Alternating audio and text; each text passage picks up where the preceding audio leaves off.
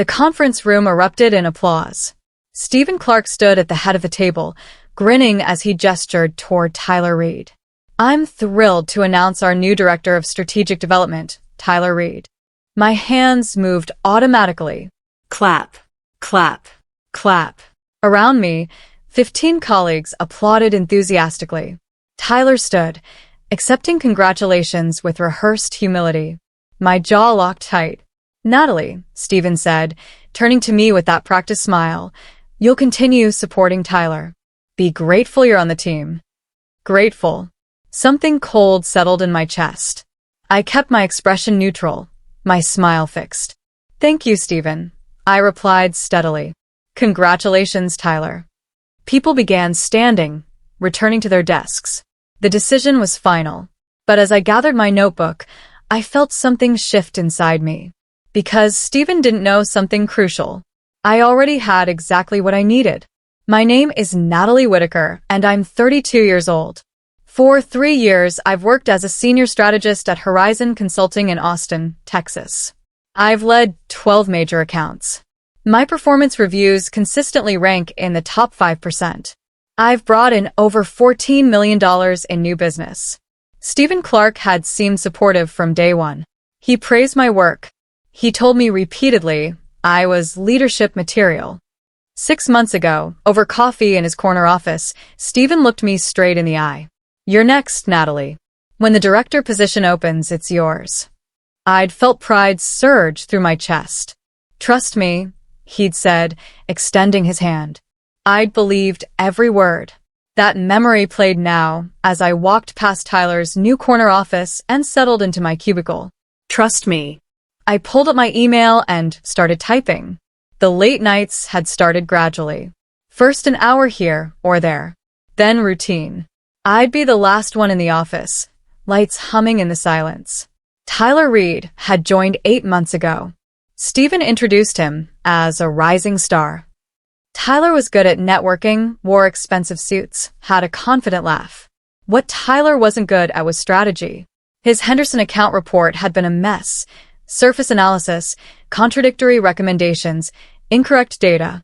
I'd spent an entire weekend rewriting it. Monday morning, I sent him the revision. He thanked me via Slack, then presented it to Stephen as his own.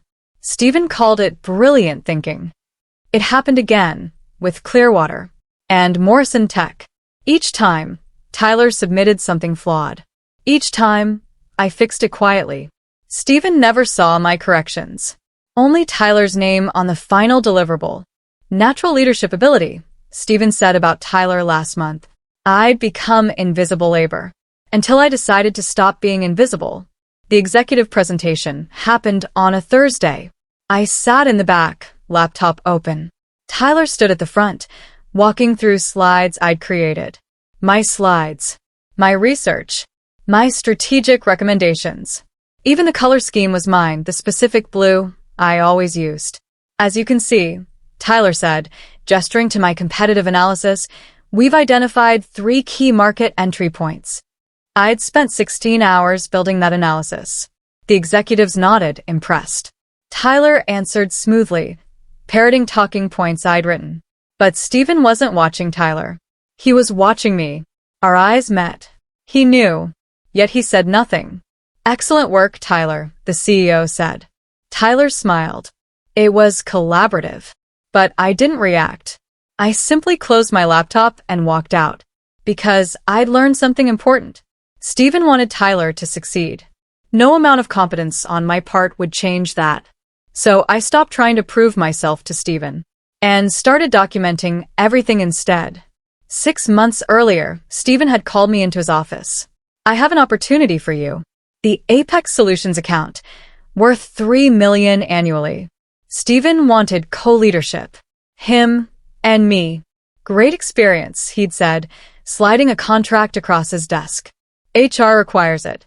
Just sign at the bottom." Most people would have signed immediately. But I read everything. I took it home, reviewed every clause, and found something interesting. Section 7.3, Attribution and Profit Participation. Work created under co-leadership would be attributed to the primary strategic lead, defined as the person who initiated frameworks, developed methodologies, and maintained client relationships.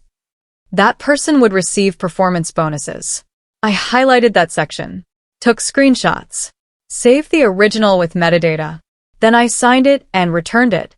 But I also made copies. Cloud storage, personal email, printed at home. Just in case. The client email arrived on a Tuesday. Helena Morrison, CMO of Apex Solutions, wrote directly to me. Subject: Q3 strategy results. Natalie, thank you for your strategic direction this quarter. The framework you developed exceeded projections by 34%. Your insights have been invaluable. Best. Helena. I read it twice, feeling validation. Then Stephen forwarded Helena's email to the team 30 minutes later. Same content, except one critical change. He'd removed my name. Where Helena wrote, "Thank you, Natalie," Stephen's version read, "Thank you for the strategic direction." Where Helena praised your competitive analysis, he said, "The team's analysis." Every personal reference deleted. I took screenshots. Helena's original. Stephen's edited version. I created a folder labeled Apex Documentation and saved both. I didn't confront Stephen. I just kept building my case. Email by email. Because this wasn't about one stolen presentation. This was a pattern. And patterns could be proven. Be grateful you're on the team. Stephen's words echoed as I sat at my desk. I pulled up email and clicked compose. Recipients: Angela Chun in HR, Richard Foster, CFO. CC'd to Stephen Clark and Tyler Reed. Subject: Clarification request, Apex Solutions Leadership Attribution. Dear Angela and Richard, I'm requesting clarification regarding leadership attribution on Apex Solutions. As outlined in the co-leadership agreement attached, I wanted to ensure documentation aligns with Section 7.3 terms. Given recent organizational changes, I believe it would be beneficial to review the attribution framework. Best regards, Natalie Whitaker. I attached the contract. I hovered over send. Around me, Tyler was moving into his new office. Stephen stood laughing, completely relaxed. I clicked send. And I smiled. Because I wasn't playing by Stephen's rules anymore. I was playing by the contracts. The response came in under 2 hours. At 4:47 p.m., my calendar pinged. Sender: Angela Chen. Subject: Apex Attribution Discussion. Time: tomorrow, 9 a.m. Attendees: Natalie Whitaker, Angela Chun, Richard Foster, Stephen Clark. Required attendance. At 5:15, Stephen appeared. You could have come to me directly. You were CC'd. I replied pleasantly. Going to the CFO? That's escalating unnecessarily. I'm seeking clarification on contract terms. The one you asked me to sign. Stephen's expression flickered. He'd forgotten the contract's language. You're disappointed about the promotion. But Tyler's leadership style is what we need. I agree. That's why I want proper attribution. For accuracy. He studied me, trying to read my intentions. We'll talk tomorrow. Looking forward to it. He left and I pulled up my documentation folder. The next morning, the conference room was on the executive floor. Angela arrived with a portfolio. Richard followed with his tablet. Stephen arrived last, confident. Let's discuss this together. Angela began. There's been confusion about roles, Stephen said. Natalie's done supporting work, but leadership has been established. That's what I'd like to clarify, I said. The contract specifies attribution based on frameworks and client relationships. Richard looked up. What contract? I slid a copy across. The co-leadership agreement. Section 7.3. Angela scanned it. It defines primary strategic lead as the person initiating frameworks and maintaining client relationships. Which has been collaborative, Stephen said. Then we should review documentation, Richard interjected. Performance evaluations. Client communications. Stephen's smile tightened. Is that necessary? Given that bonuses are tied to account performance, we need accurate attribution for compliance, Richard replied. The room went quiet. Stephen was beginning to understand this wasn't simple HR. This was an audit. I'll need all project documentation, Richard said. Client correspondence, proposals, meeting notes. We'll pull everything, Angela agreed. Natalie, do you have work files? Original drafts, timestamps. I do. Detailed project logs with version histories. Stephen's jaw tightened. Version histories? Standard practice. Every draft, revision, email, organized chronologically. Angela made a note. Send everything by end of day. Richard stood. I'll schedule follow-ups once I've reviewed. After they left, Angela asked me to stay. Employees don't typically invoke contract clauses like this. What prompted it? I want my work accurately represented. Is this about the promotion? This is about attribution. Whether I get promoted is Stephen's decision. But my work should be documented correctly. Once we start an audit, it becomes official investigation. I understand. You still want to proceed? I do. Then send me everything. Over 2 days, Richard examined the entire bonus structure. Amanda, Richard's assistant, told me, the CFO is requesting documentation for every major account. There are discrepancies between who gets credited versus who led the work. Later, I was called into a follow-up. Just Richard and Angela. We've identified concerns. Richard pulled up a spreadsheet showing projects and attributed leaders. I recognized my work across nearly every row. But the attributed leader column showed Stephen's name. Tyler's. Others. These discrepancies affect bonus distributions, Richard explained. That's a compliance issue, Angela added. Our bonus structure is audited externally. What happens next? We're expanding the investigation. Interviewing team members, reviewing more accounts. Richard closed his laptop. Natalie, you may have done this company a significant favor. Stephen cornered me the next afternoon. Conference room. Now. I followed. He closed the door firmly. What are you trying to accomplish? You've turned a simple question into a company-wide investigation. Asked for clarification on attribution. You knew what you were doing. You're bitter about the promotion. I'm ensuring accurate documentation. That's accountability. I've supported you for 3 years. This is how you repay me. You gave me work. You didn't give me credit. There's a difference. No one wants to work with someone who can't be a team player. I've been a team player for 3 years. I rewrote Tyler's reports. I stayed late, worked weekends. But being a team player doesn't mean being invisible. Stephen's expression flickered. This investigation will blow over. Or maybe it will reveal something worth knowing. I left before he could respond. HR requested written confirmation of role assignments from Stephen. Amanda mentioned, they're asking for actual written documentation. Stephen's freaking out.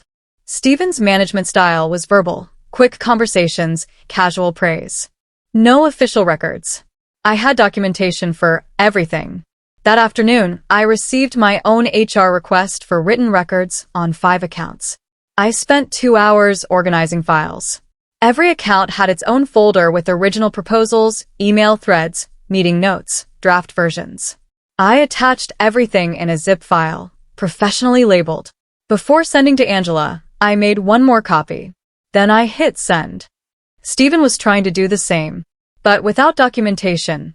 All he had were claims. And claims weren't enough anymore. Thursday morning, Helena Morrison from Apex called unexpectedly, requesting immediate Q4 discussion. Stephen scrambled to gather people.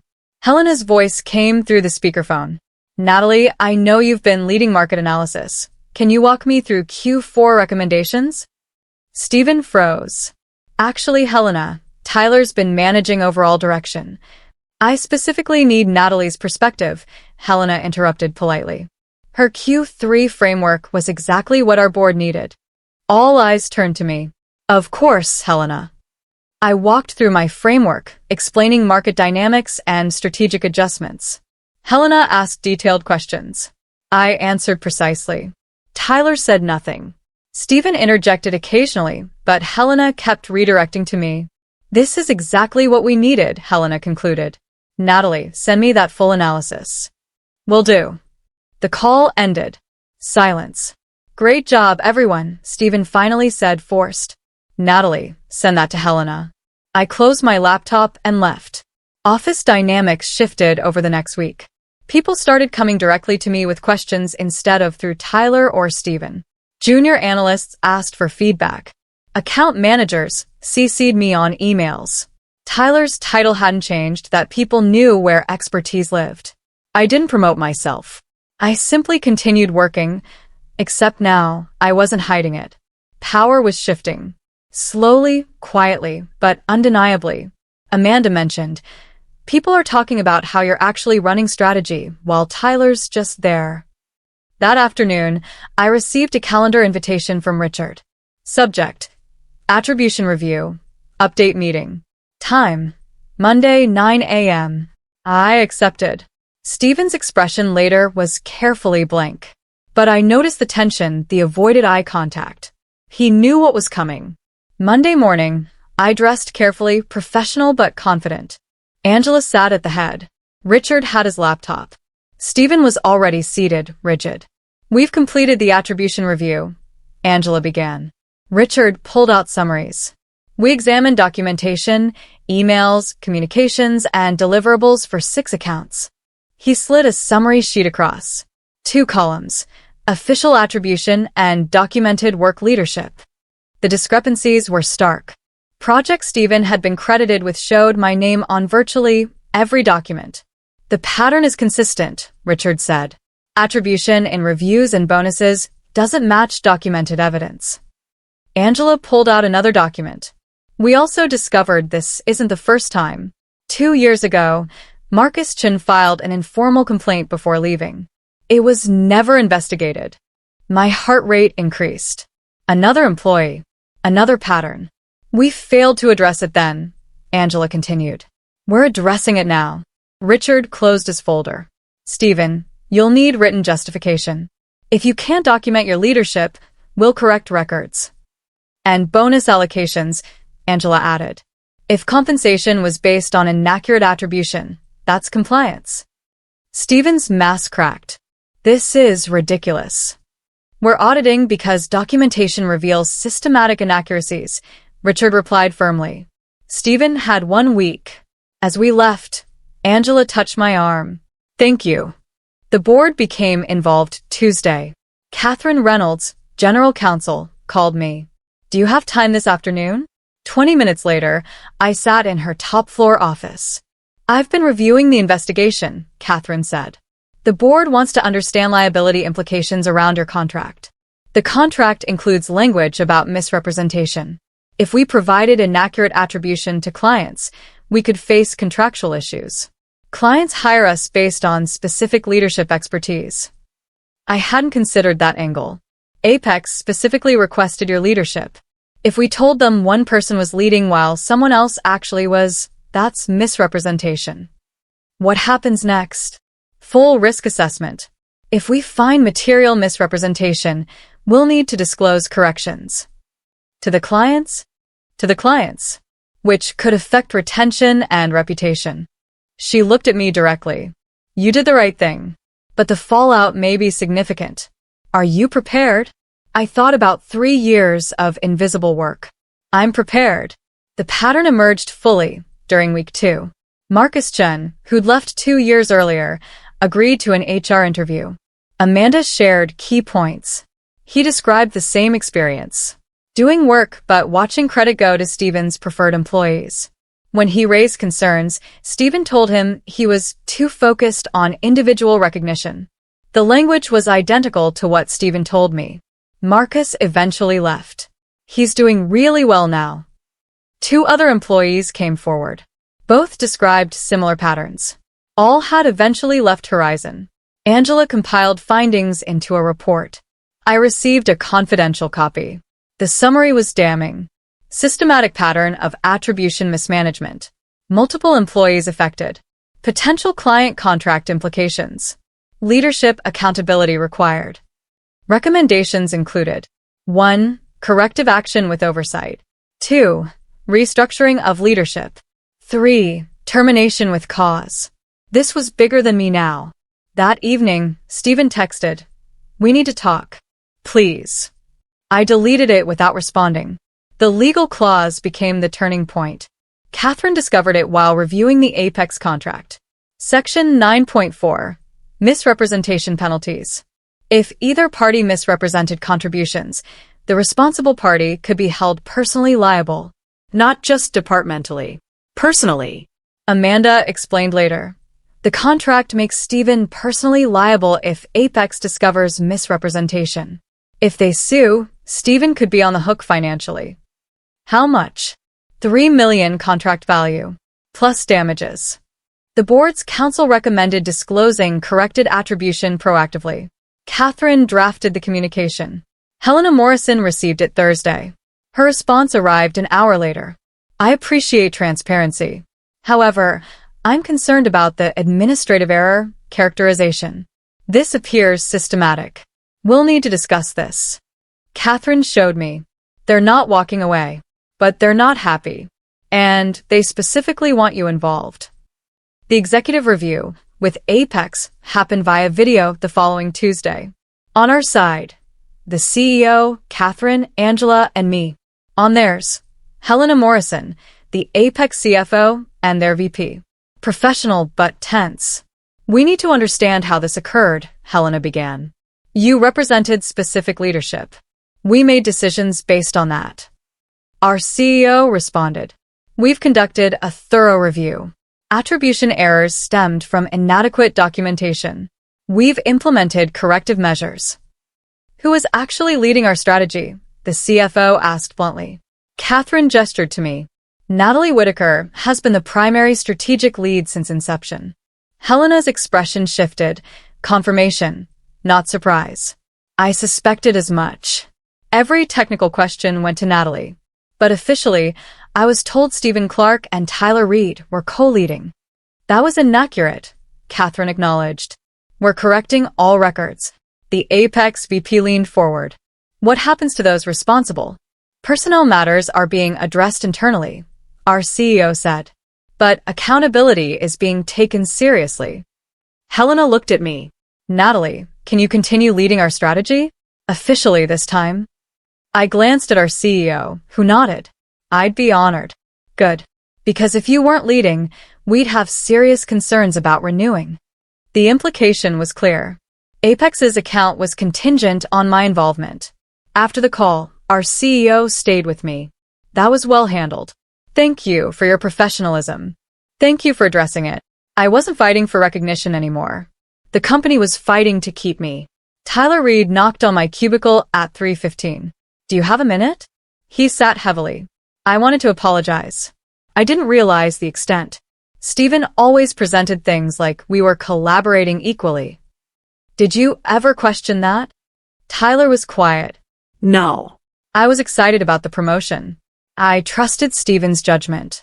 Even when clients asked for me specifically, I told myself that was your communication style. He laughed bitterly.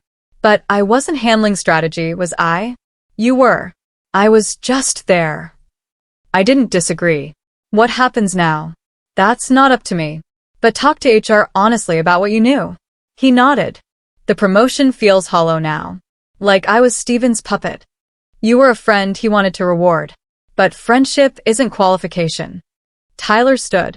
For what it's worth, I'm recommending they offer you the director position. The real one. He left. Tyler wasn't bad. He'd just been a tool in Stephen's attempt to control credit. Now that tool recognized he'd been used. The administrative leave notice came Thursday. An HR email to the entire division. Stephen Clark has been placed on administrative leave pending investigation. Angela Chin will assume interim leadership. The office went silent. Amanda appeared. It's really happening. The board decided this morning. That afternoon, Angela called a division meeting. I want to be transparent, she began. The company conducted an attribution review. That review identified concerning patterns requiring immediate action. She paused. Going forward, we're implementing new documentation requirements. All work will be clearly attributed. Performance reviews will be based on documented contributions. A junior analyst asked, will attribution be corrected retroactively? Yes. We're reviewing all accounts and correcting errors. After, Several colleagues approached quietly. Thank you. You did what we were too scared to do. I accepted their gratitude, feeling the weight of what it cost. But the alternative had been continuing to accept invisibility. I couldn't do that anymore. Stephen's termination was announced Monday. No drama. Just a carefully worded email thanking him for his service. His office was cleared over the weekend. Monday morning, the space was empty. Efficient. Corporate. Final. I felt no triumph. Just quiet closure. The CEO sent a company-wide memo about commitment to accurate attribution and implemented corrective measures. That afternoon, Tyler Reed submitted his resignation. Brief and professional, citing personal career reflection. I suspected his departure was negotiated. The director position was vacant again. This time, there was no question who would fill it. The offer came Wednesday. Angela and the CEO met me in the conference room. Natalie, we'd like to offer you the Director of Strategic Development position. Effective immediately. He slid a contract across. Title, Director of Strategic Development. Salary, 35% increase. Start date, immediate. We're also backdating your compensation, Angela added. Based on the review, you should have received performance bonuses for 18 months. We're issuing corrective payment, nearly $40,000. Additionally, we'll make a public acknowledgement of your leadership. Your name will be properly associated with your work. There's one more thing. We'd like you to help rebuild attribution practices for the division. I thought about Marcus Chun and others who'd left. I'll accept, on my terms, which are regular attribution audits, transparent documentation, clear escalation path for anyone who feels their work isn't recognized, built into operating procedures. Angela smiled. Done. I signed the contract. The CEO shook my hand. Welcome to leadership, Natalie. The real kind. Monday morning, I moved into my new office. Corner space, windows overlooking Austin. The nameplate read, Natalie Whitaker, Director of Strategic Development. My first act was a division-wide email about new attribution standards ensuring everyone receives recognition. Responses came quickly. Supportive messages. Thank you notes. One from Marcus Chin. Glad things are different now. You did good. That afternoon, my first client call as official director. Helena Morrison from Apex. Congratulations on the promotion. Though it's really just acknowledging what was always true. Thank you. Looking forward to continuing our partnership. So are we. And Natalie? Thank you for maintaining your integrity. After the call, I sat at my desk looking out at the skyline. 3 years ago, I'd believed results would speak for themselves. I'd been wrong. Results needed to be documented. Claimed. Defended. But I'd been right about one thing. I was qualified for leadership. I just had to stop waiting for permission to prove it. As I gathered my things, I glanced at Stephen's former empty office. Next week, someone new would move in. Someone who'd benefit from the systems I was building. I walked past my nameplate toward a future I'd fought for. Never beg for a seat at a table you built. I'd built this table. And now I was finally sitting where I'd always belonged,